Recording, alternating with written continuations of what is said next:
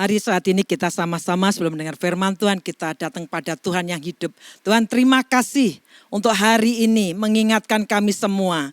Kristus yang kami sembah, yang kami layani, junjungan kami sudah bangkit dari maut. Kemenangan yang luar biasa sudah Kau janjikan baik setiap kami. Urapi setiap kami sehingga setiap kami mendapatkan kebenaran firman-Mu yang memerdekakan setiap kami. Terima kasih Bapa, terima kasih. Terpuji nama-Mu. Dalam nama Tuhan Yesus kami berdoa mengucap syukur.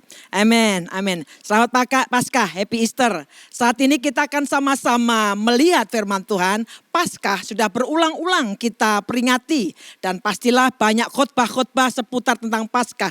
Sebabnya pada hari ini kita belajar sesuatu yang sangat simpel, sederhana. Mengapa Paskah itu penting? Kita pasti tahu Paskah itu karena begini, karena begitu akan mempengaruhi iman Kristen kita. Namun izinkan hari ini kita belajar secara sederhana. Kenapa Paskah itu penting? Kalau kita melihat tentang sejarah dunia, hal itu seperti kayak orang bermain catur. Jadi seperti pertandingan catur antara Tuhan dengan setan. Walaupun ini bukan pertandingan yang setara. Tapi seperti itu ya, pertandingan antara Tuhan dengan setan. Serangkaian gerakan dan kemudian gerakan balasan untuk menentukan sepertinya nasib manusia. Dan Paskah memperlihatkan realita ini dengan cara yang mendalam dan menyentuh. Kita melihat di seluruh Alkitab, Tuhan membuat gerakan dan kemudian setan mengkanter dengan gerakan serangan. Allah menciptakan malaikat, Lucifer memberontak menentang Tuhan. Dan akibatnya dia diusir dari surga serta membawa sekelompok malaikat bersamanya. Tuhan menciptakan manusia, setan menggodanya supaya manusia berbuat dosa. Sehingga mengakibatkan menyerahkan bumi ke dalam kendali setan. Dan Tuhan menanggapinya dengan menyediakan sebuah penebusan bagi anak-anaknya. Dan Bapak Ibu itu semuanya berlanjut sampai dari perjanjian lama. Dari para nabi, para hakim, para raja dan bangsa. Ini bukan pertempuran antara kekuatan setara. Tidak setara, setan tidak bisa dibandingkan dengan Allah. Jauh di bawah, namun seperti itu seolah-olah seperti seorang yang bermain catur. Setan adalah makhluk ciptaan. Tapi karena dia memberontak, sehingga dia seperti kata Alkitab, aku hendak menyamai yang maha tinggi. Dia ciptaan, sebenarnya malaikat ciptaan, namun dia memberontak. Sedangkan Tuhan adalah pencipta segala sesuatu, tidak sebanding. Tuhan telah mengumumkan kekalahan setan. Aku akan mengadakan permusuhan antara engkau dan perempuan ini, kata kitab Kejadian 3 ayat 15. Antara keturunanmu dan keturunannya. Keturunannya akan meremukkan kepalamu, bicara tentang keturunan perempuan pada waktu dia menyampaikan ini sebuah janji penebusan Allah sediakan. Dikatakan keturunan perempuan ini akan meremukkan kepalamu dan engkau akan meremukkan tumitnya. Kejadian 3:15. Namun hal ini tidak menghentikan setan untuk mencoba menghancurkan pekerjaan Tuhan dan umatnya. Move, counter move, dan move. Itu yang dikerjakan. Sepertinya Tuhan bergerak, setan melakukan counter move-nya. Dan kemudian kita melihat di Alkitab kita antara kitab perjanjian lama dan kitab-kitab perjanjian baru itu ada seperti selembar kertas putih. Selembar kertas putih yang berbicara tentang jeda selama 400 tahun. Antara perjanjian lama dan perjanjian baru. Dan Tuhan mengawali kitab Matius dengan silsilah Tuhan Yesus. Tuhan sendiri masuk ke dalam sejarah umat manusia. Setan melakukan serangan balik, mencobai Yesus di padang gurun, mencoba mensabotase misinya. Kemudian setan berusaha memberikan pukulan telak. Ia harus menghancurkan Allah anak, yaitu Kristus Yesus. Dan pada hari Jumat, Yesus disalibkan. Bapak Ibu, mempelajari bagian ini kita akan lihat why does Easter matter. Kenapa sih kok Paskah itu penting? Why? Kenapa? Dan izinkan hari ini kita mempelajari 4 poin saja tentang kenapa Paskah itu penting. Tentu kita tahu semua bahwa di akhir kisah Paskah, Yesus kita mengetahui bahwa kubur kosong dan kematian tidak berkuasa lagi atas Kristus Yesus. Tuhan membuat langkah yang menentukan, Yesus hidup. Yesus bangkit, haleluya, puji Tuhan. Ini harusnya diresponi dengan satu semangat luar biasa. Yesus hidup, Yesus bangkit. Mudah bagi kita untuk melihat kebangkitan Kristus itu sebagai kabar baik untuk masa lalu dan sekedar sebagai tonggak iman Kristen. Namun kabar Kalvari adalah kekuatan untuk kehidupan yang penuh kemenangan saat ini. Bukan hanya masa lalu tapi saat ini. Meskipun setan ini kalah ya, tapi dia berusaha terus menerus untuk menjerat kita. Ia berkeliaran, berharap dapat melahap dan menghancurkan kita. Seperti kata 1 Petrus 5:8 mengatakan, lawanmu si iblis itu berjalan berkeliling sambil mengaum-ngaum hendak menelan siapa yang bisa ditelannya. Itulah sebabnya Bapak Ibu kita memerlukan pemahaman tentang apa yang telah dicapai oleh kematian dan kebangkitan Kristus bagi setiap kita. 4 poin yang kita akan mempelajari karena penting dalam kehidupan kita untuk kita paham apa yang sudah dicapai melalui kematian dan kebangkitan Kristus bagi kita. Yang pertama, sebagai bukti kasih Allah. Sebagai evidence of God's love, sebagai bukti kasih Allah. Betapa sering saya punya anak 3. Sering saya ngucapin kepada 3 anak ini setiap kali bertelepon ataupun berjumpa saya bilang I love you. Saya ngomong kepada mereka I love you, itu bahasa yang sering saya ucapkan. Dan kita sadar bahwa kata-kata itu bukan satu-satunya bukti kasih kita. Anak-anak juga memahami kasih ketika pernyataan atau ucapan tadi ditunjang dengan perbuatan. Dan kita memahami kasih juga melalui tindakan. Dan puji Tuhan, kabar baiknya Allah kita itu bukan sekedar omong doang. Enggak, Allah bukan sekedar berbicara. Tapi Allah yang penuh kasih telah mencukupkan kebutuhan kita, memberi tuntunannya setiap hari.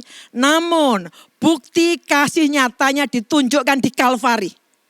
Ketika Allah mempertaruhkan segalanya untuk mendemonstrasikan kasih-Nya. Roma 5:8 berkata begini, akan tetapi Allah menunjukkan kasih-Nya kepada kita oleh karena Kristus telah mati untuk kita ketika kita masih berdosa. Ketika Bapak, Ibu dan saya masih berdosa, Kristus sudah mati bagi kita. Itulah demonstrasi kasih Allah ditunjukkan sebagai bukti kasih Allah kepada setiap kita. Dan Bapak Ibu sebenarnya begini. Setan itu selalu ingin menjauhkan kita dari kenyataan kasih Allah. Itulah tipu daya tertuanya. Selalu dibuat kita ragu-ragu. Pada waktu kita ngalami masalah, ngalami pergumulan, mungkin doa yang belum terjawab. Setan akan meragukan kita. Betulkah Allah mengasihimu? Kok kamu diizinkan mengalami seperti ini? Betulkah Allah itu sayang sama kamu? Mana buktinya doamu belum dijawab? Itu tipu daya tertuanya dari sejak zaman Adam dan Hawa. Ia membuat manusia meragukan kebenaran bahwa Allah itu mengasihi mereka. Ada satu kisah yang sangat memberkati kehidupan saya. Saya banyak membaca kisah-kisah khususnya untuk orang-orang yang misal contoh dia cacat dari lahirkah atau dia mengalami kecelakaankah dan bagaimana menjalaninya. Salah satunya adalah bernama Joni Eareckson. Joni Eareckson ini yang kemudian nanti nikah dengan seorang Jepang sehingga ada namanya jadi Joni Eareckson Tada.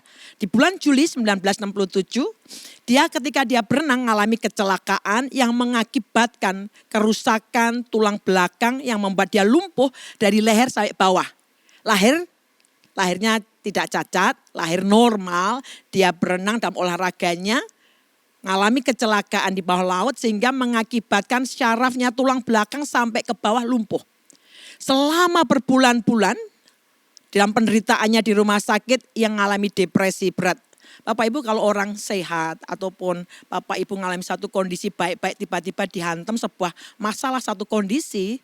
Kalau kemudian tidak ada penjelasannya dan sampai kapan bisa sembuh atau tidak, itu menimbulkan satu depresi tersendiri. Dan itu yang dialami oleh Joni Eareckson ini, dia depresi berat di rumah sakit dan dia berupaya untuk membunuh diri. Dia berusaha kepingin tahu, why, kenapa saya ngalami seperti ini. Fatal karena tidak ada syaraf yang bisa berfungsi. Kecuali syaraf lidahnya ini yang berfungsi. Nggak ada berfungsi.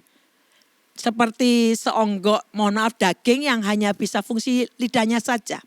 Dia akhirnya memohon pada teman-temannya, dia sempat meminta teman-temannya supaya membantu dia untuk bunuh diri. Satu kondisi depresi. Pada satu malam, Tuhan tuh mengirim seorang sahabatnya mengendap-endap masuk ke kamarnya Joni Eareckson yang lagi rumah sakit senyap. Dan sahabatnya ini kemudian berbaring di samping Joni dengan tanpa kata-kata memegangi tangan Joni yang sudah mati rasa. Udah gak bisa dicubit pun juga gak rasa. Sarafnya udah mati aja. Dia mengendap-endap, temannya ini sepertinya Allah mengirimkan. Karena Joni mengalami satu depresi berat. Dia tidak tahu why-nya, dia merasa Tuhan itu tidak sayang. Tuhan itu benci, Tuhan tidak ada menunjukkan kasihnya. Dan temannya itu mengendap-endap dan sambil memegangi tangan Joni yang mati rasa itu.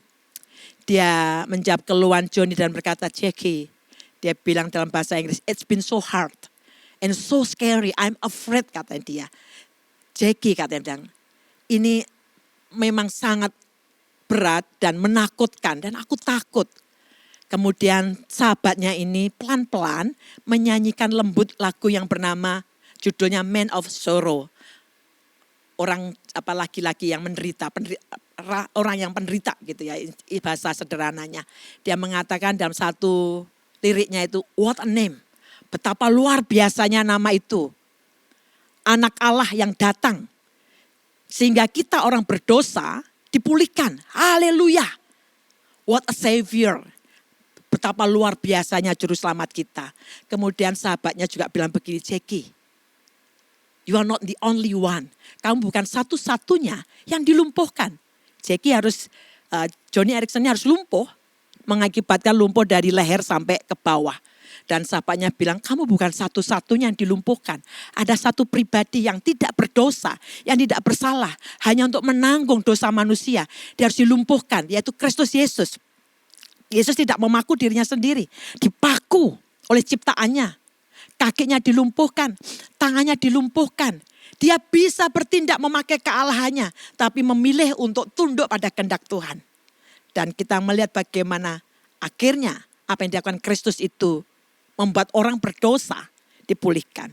Dan sahabatnya bilang, Jackie, you are not the only one yang mengalami kondisi dilumpuhkan. Dan hal itu membuat Joni Eareckson berpikir dan merenung, dan dalam kondisi dia mulai bisa menerima keadaannya, seolah-olah dia bisa mendengar suara Tuhan. Joni, aku sangat mengasihi engkau. Masakan engkau meragukan demonstrasi kasihku yang aku tunjukkan di kayu salib. Dan kalau saudara membaca tentang autobiografi Joni Eareckson ini, dia juga menikah dengan seorang pria yang mencintai dia. Dan Joni menghasilkan karya yang bahkan membuat saya amazed, kagum. Saya yang mohon maaf lengkap dengan kondisi saraf yang berfungsi, tidak sehebat yang dilakukan oleh Joni. Dia menulis banyak buku, dia melukis dengan lidahnya. Dia menjadi orang yang memberikan motivasi pada orang-orang yang cacat. Bapak Ibu, kasih Allah tidak bisa diukur hanya karena kita tidak mengalami apapun. Tetapi setan suka meragukan. Mana buktinya kasih Allah? Buktinya kamu mengalami seperti ini? Mana? Kalau Allah mengasihi, gak mungkin kamu mengalami seperti ini. Sehingga kita melihat apa yang nampak sebagai tanda Allah tidak mengasihi kita. Harusnya kita melihat di kayu salib itulah. Salib, kematian, kebangkitan Kristus sebagai bukti kasih Allah. Dan kemudian yang kedua, sebagai tanda bukti dari pengampunan. Sebagai proof, tanda bukti. Saya akan bacakan dari terjemahan Alkitab, dari Alkitab Contemporary English Version. Saya akan bacakan untuk Bapak Ibu, dikatakan di firman Tuhan ini begini. God gave Jesus to die for our sins. Allah telah memberikan Yesus mati bagi dosa-dosa kita. And he raised him to life. Dan dia membangkitkan dia kepada kehidupan. So that we will be made acceptable to God. Sehingga yang membuat kita ini dibuatnya bisa diterima. Acceptable. Bisa diterima oleh Tuhan. Jadi kita sebenarnya gak layak. Kita ini gak memenuhi syarat dalam ukurannya Allah, dalam standarnya Tuhan, karena kematian Kristus itulah membuat kita ini dibuat layak atau bisa diterima. terjemahan bebas dari Contemporary English Version. Bapak Ibu, kalau biasanya kita belanja, kalau saya lagi nengok anak gitu belanjanya boleh sembarang ambil gitu. Kemudian di luar negeri kebanyakan prabayar, maksudnya begini, bayar mandiri bukan prabayar, self bayar, membayar mandiri. Kalau di sini kan belum pernah kelihatan saya, bayar mandiri di mana saya scan. Nah, nanti kadang-kadang di pintu keluar, kadang-kadang bisa berbunyi, kadang-kadang di situ ada penjaganya. Kalau berbunyi bisa jadi kadang-kadang itu magnetiknya belum dilepas. Tapi dengan adanya stroke atau receive itu bisa membuktikan, ini saya udah bayar. Nah, kalau kita belanja satu barang dan kita sudah bayar, kasir biasanya akan memberikan tanda terimanya. Atau yang kita bilang, saya minta struknya dong. Bahkan kadang-kadang di kasir-kasir ditulisi, apabila tidak menerima struk atau nota pembayaran atau receive dari kasir, itu barangnya bisa gratis. Kadang-kadang ada begitu, kata-kata begitu. Nota bayar ini atau struk tadi atau receipt tadi itu memvalidasi pembayaran kita. Jika ada pertanyaan tentang barang itu misal lagi keluar bunyi, misal saya belanja di satu toko pakaian karena sang kasir lupa membuka magnetiknya, di pintu keluar bunyi wah itu biasanya kan malu. Kalau memang saya sudah bayar tidak usah malu. Tapi kalau nyuri malu. Nah, pada waktu sudah bayar nanti diperiksa. Nih saya sudah bayar, coba periksa barang-barangnya. Struk atau tanda bayar tadi adalah bukti bahwa saya telah bayar. Dan sesuai dengan Alkitab, kebangkitan Kristus itu berfungsi semacam, quote and quote, tanda bayar, receive-nya, notanya, tanda bayarnya dari Tuhan untuk membuktikan bahwa dosa-dosa kita fully paid. Sudah dibayar lunas, harganya sudah dibayar. Dan kita lunas terbayar, dosa sudah diampuni. Jadi pada waktu setan menuduh, mendakwa, hidup kita ini sudah dibayar lunas, fully paid. Ada stroke-nya, ada tanda bayarnya. Nah, ketika kita mengakui dosa-dosa kita dan meminta Yesus menjadi Tuhan dalam hidup kita, keselamatan itu sendiri sudah terjamin. Bapak Ibu, namun seringkali memang kita manusia kadang-kadang kan yakin, gak yakin. Dan itulah yang seringkali menyerang kita. Sehingga pada waktu masa-masa keraguan-raguan, kita mungkin ada rasa bersalah terhadap dosa ini, dosa itu. Dan kita mulai bertanya, does God really forgive me for that? Apakah benar Tuhan itu sudah ngampuni, benar-benar ngampuni aku tentang dosa itu? Memberikan tanda bukti pembayaran, tanda terima tadi pembayaran tadi, atau struk tadi, atau receive tadi, itu ide Tuhan. Yaitu kata Roma 4:25 dalam bahasa Indonesianya. Yaitu Yesus yang telah diserahkan karena pelanggaran kita dan dibangkitkan karena pembenaran kita. Kebangkitan Kristus adalah bukti dari Tuhan di mana kurban Kristus, pengorbanan Kristus adalah pembayaran yang cukup, sufficient payment, cukup untuk dosa-dosa kita.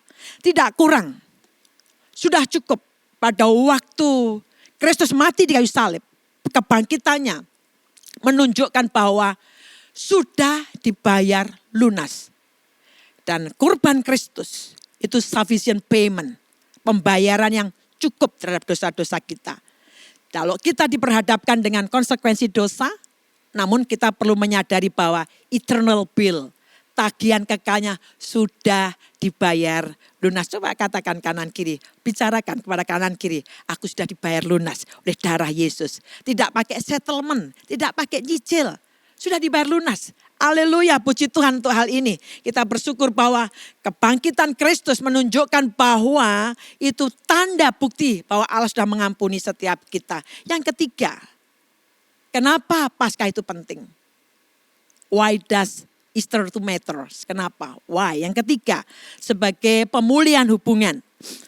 Kalau kita sering kali berdoa ya, kalau kita berdoa kan sering kita memakai kata-kata misal doa makan kah, doa mau tidur kah, atau doa apapun. Sering kita akan mengakhiri dengan dalam nama Tuhan Yesus, amin. Ya kan kita suka begitu, berdoa dalam nama Tuhan Yesus, amin. Seperti yang kita mengutip dari kitab Yohanes, harus diatasnamakan Yesus. Dan karena kita sering memakai hal ini, itu seperti menjadi sebuah refleks tanpa makna. Namun sebenarnya Bapak Ibu, kita perlu sadar bahwa kematian dan kebangkitan Kristus memberi akses hubungan dengan Allah. Hubungan yang dulu rusak karena dosa, sudah dirusak, telah dipulihkan oleh korban Kristus. Alkitab berkata bahwa Yesus berdiri di hadapan Bapa sebagai advokat, pembela, pengacara. 1 Yohanes 2:1 berkata begini, anak-anakku, hal-hal ini kutuliskan kepada kamu supaya kamu jangan berbuat dosa. Namun, artinya ini tulisan kepada jemaat. Jemaat artinya orang-orang sudah percaya pada Kristus. Dituliskan oleh Rasul Yohanes, dituliskan kepada kita semua supaya jangan berbuat dosa. Namun, karena toh faktanya di bawah langit kita bisa jatuh dalam dosa. Namun katanya, jika seorang berbuat dosa, kita mempunyai seorang pengantara pada Bapa, yaitu Yesus Kristus yang adil. Atau bahasa Inggrisnya advokat, pengacara. Di sini memakai kata-kata pengantara. Yang menjadi orang yang menjadi mewakili, on behalf gitu, yang mewakili kita. Pada waktu ada persidangan, pengacara itulah yang menjadi atas nama kita, membela kita. Itu yang ditulis kitab 1 Yohanes pasal yang kedua ayat 1. Bapak Ibu, mengapa kita perlu pengantara ini? Why? Kenapa? Ini karena dosa telah merusak relasi kita dengan Allah. Dan setan terus menerus membawa pelanggaran Bapak Ibu dan saya ini di hadapan Allah. Karena setan mengetahui bahwa kekudusan Allah itu tidak cocok dengan dosa kita. Nggak klop. Setan tahu persis, Allah yang Maha Kudus tidak bisa melihat keberdosaan kita, bisa melihat dosa. Dan setan tahu persis, itu sebabnya setan ini akan terus membawa pelanggaran Bapak, Ibu dan saya di hadapan Bapak. Ini gak pantas sih, dosanya gak cocok, gak bisa berdiri di depanmu Bapak. Sebabnya kata Wahyu berkata begini bukan? Wahyu 12 ayat 10, pendakwa yang mendakwa siang dan malam. Day and night, bayangin Pak Ibu, jaksa saja mendakwa ada waktunya. Kalau persidangan itu rally, di sidang tuh lelahnya luar biasa. Setan gak ada lelah. Bapak Ibu dengan saya terbatas bisa lelah. Setan gak ada lelah. Dan Alkitab mengatakan dia mendakwa day and night. Siang malam didakwain terus. Makanya kalau jadi kita orang Kristen, kalau tidak mengerti firman Tuhan ini, seringkali kita goyang. Dan kita bertanya, setan memasukkan lewat keraguan-raguan. Benarkah kamu sudah diampuni? Kamu lihat dosamu ini. Sehingga kita difokuskan melihat diri kita, sehingga kita melupakan abai tentang apa yang dilakukan Kristus. Karya salib itu kita nggak bisa melihat. Wahyu 12 ayat 10 mengatakan pendakwa yang mendakwa kita siang dan malam. Setan itu ingin supaya Tuhan menolak kita. Sekarang saya ajak Bapak Ibu membayangkan, berfantasi, menghayal, jangan menghayalkan yang lain. Lihat misal di dalam persidangan, kemudian setannya itu mondar-mandir. Dia mondar-mandir, dia sibuk membawa bukti-bukti. Saya mau beritahu Bapak Ibu, setan tahu persis, tahu detailnya dosa-dosa yang kita buat. Kita gak bisa bersembunyi aja. Dosa-dosa yang telah kita buat ya. Baik yang dulu-dulu yang kita bahkan udah lupa, dia punya datanya, punya. Dia bayangin di sebuah persidangan, setannya sibuk mondar-mandir membawa semua bukti-bukti. Ditata semua, tunjukin. Dan dia berkata, nih lihat, anggaplah saya misal. Semua dibuka, prak semua bukti-buktinya. Dan memang betul itu dosa saya. Dulu saya diajari sama Kak Yer, kalau ada tuduhan setan, seringkali kan orang Kristen tuh melakukan dosa itu, tapi kemudian bilang begini, bukan dosa saya. Padahal dia lakuin. Contoh ya, pada waktu saya dulu kerja, setelah saya bertobat sungguh-sungguh, hidup masa lalu saya kan banyak catatan dosanya lah ya. Dan kemudian waktu saya kerjanya di laboratorium, saya quality control. Pada waktu saya pakai jubah putih sebagai orang yang ada di laboratorium, saya merasa melihat di tembok itu seperti dosa saya ditulis 1, 2, 3, waduh panjang banget. Untungnya saya diajari oleh Bapak Yeremia pada waktu itu. Kalau setan mendakwa kamu, memang setan itu tugasnya mendakwa. Saya gak bisa bilang, oh itu bukan dosa saya. Bukan, enggak. Saya bilang, betul itu dosa saya. 1 benar, 2 iya, 3 belas sekali itu dosa saya. Betul itu dosa saya. Tetapi saya akan berkata sama setan, itu dosa-dosa saya. Yang kamu daftar sampai enggak cukup itu dosa saya. Tetapi setan, saya mau beritahu, firman Tuhan mengatakan 2 Korintus 5:17 berkata begini. Siapa di dalam Kristus ya ciptaan yang baru. Yang lama sudah berlalu, sesungguhnya yang baru sudah datang. Itu dia lama, tetapi darah Yesus menjadikan saya ciptaan yang baru. Dalam nama Tuhan Yesus Kristus, aku patahkan semua dakwaanmu. Dan banyak kali kita ini enggak tahan dengan dakwaan. Kalau ada dakwaan, setan itu mendakwa, tapi Roh Kudus itu memberi conviction, membuat kita membawa pada pertobatan. Setan tuh hanya bilang begini, gak pantas, gak layak, gak pantas, gak cocok kamu. Itu setan. Tapi Roh Kudus akan berikan conviction. Lihat, ini dosamu, datang kepadaku, aku memulihkan engkau. Itu Roh Kudus. Nah, setan itu ingin Allah itu menolak kita, makanya dia membeberkan semua bukti-bukti pelanggaran kita. Dan juga saudara harus bayangkan, jangan lihat setan yang membawa bukti-bukti tadi, yang memang itu bukti pelanggaran kita. Setan catat baik Bapak Ibu lupa aja dia catat, catatannya gak pernah hilang. Itu sebabnya dia harus punya alat bukti itu. Kenapa? Sebagai alat untuk mendakwa kita. Seorang jaksa harus punya data itu untuk mendakwa kita. Setan disebut pendakwa. Dan juga tadi bayangkan Yesus sebagai advokatnya, pembelanya. Dan kemudian pada waktu setan membeberkan dosa-dosa saya semuanya ini, lihat ini. Gak cocok, gak pantas. Tapi Yesus akan maju melangkah dan berkata, Bapak, kalau dalam persidangan bahasa Inggris kan bilangnya objection kata gitu ya. Saya keberatan gitu. I have already paid for this transgression. Aku sudah bayar nih pelanggaran ini at the cross. Saya selalu bayangkan itu. Kristus maju kemudian Bapak, aku keberatan. Aku sudah bayar ini, pelanggaran ini disalib aku udah bayar. Lydia ini adalah salah satu dari mereka yang telah aku tebus dan pulihkan. Itulah pemulihan hubungan. Setan berusaha terus-menerus membuat Bapak Ibu ragu-ragu. Sehingga kita meragukan.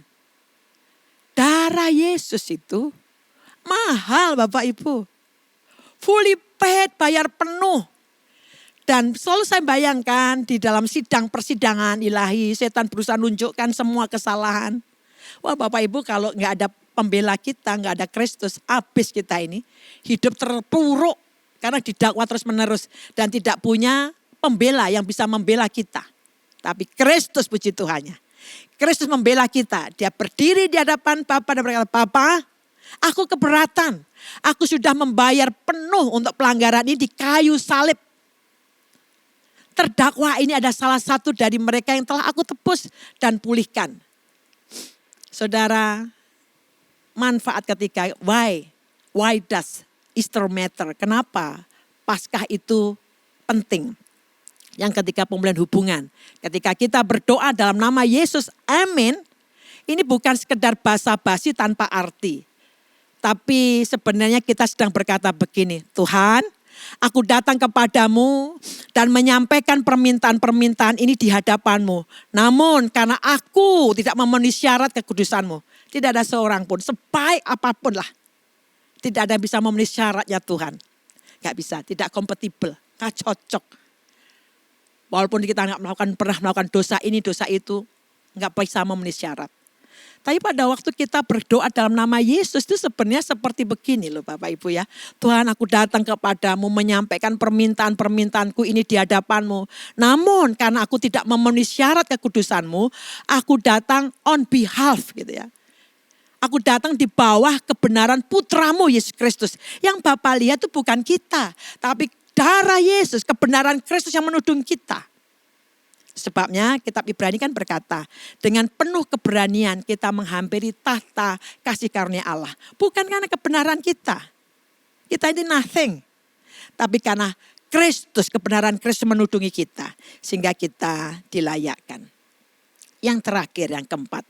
Why does Easter matter? Kenapa Paskah itu penting? Yang keempat, sebagai kemenangan untuk masa depan. Bukan hanya untuk hari ini, tapi kemenangan juga untuk masa depan. Satu-satunya kuasa yang dimiliki setan, kan kita tahu dia tahu dia sudah kalah. Tapi dia pura-pura tidak tidak menyadari itu. Ya ini kebenarannya Bapak Ibu ya. Satu-satunya kuasa yang dimiliki setan atas kita, atas Bapak Ibu dengan saya adalah apa yang kita berikan kepadanya. Sebabnya kata Alkitab, jangan memberi kesempatan pada iblis karena kita tahu apa yang menjadi rencananya. Kata bahasanya, jangan memberikan topos, tempat fondasi, tempat berpijaknya. Sekali dia kasih kesempatan, dia akan menghancurkan kita. Dan artinya begini, kita seperti memberi akses. Bapak Ibu dengan saya, kemenangan kita sudah dijamin. Itu sebabnya Alkitab mengatakan, we are more than conqueror. Kita lebih daripada orang-orang menang. Namun dalam perjalanannya kita suka memberi topos atau tempat berpijaknya setan. Lewat kepahitan, gak mau mengampuni. Lewat dosa yang tidak segera minta ampun. Lewat pelanggaran-pelanggaran kita. Itulah sebenarnya akses setan. Itu satu-satunya cara setan punya kuasa atas kita karena kita memberikan. Tanpa sadar kita berikan.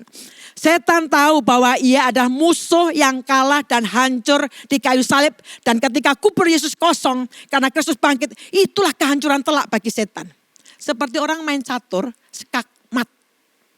Udah habis dah skakmat. Setan tahu. Itu sebabnya setan memerlukan apa? Kerjasama dengan kita. Dia memerlukan kerjasama dengan kita supaya dia bisa mempertahankan serangannya. Tapi kalau Bapak Ibu kita tahu bahwa hidup kita sudah dibeli lunas oleh darah Yesus. Kita orang berkemenangan.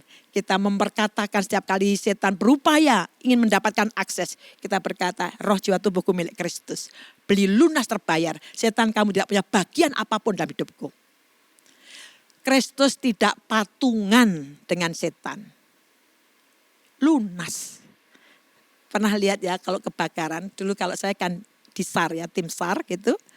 Kalau ada kadang-kadang kalau kebakaran sebelum dekati rumah itu disiram air, kemudian sengaja dibakar sehingga apinya ketemu dengan kebakaran di sebelah sana. Bisa bayangin ya. Dan area yang sudah terbakar ini tidak mungkin bisa terbakar lagi.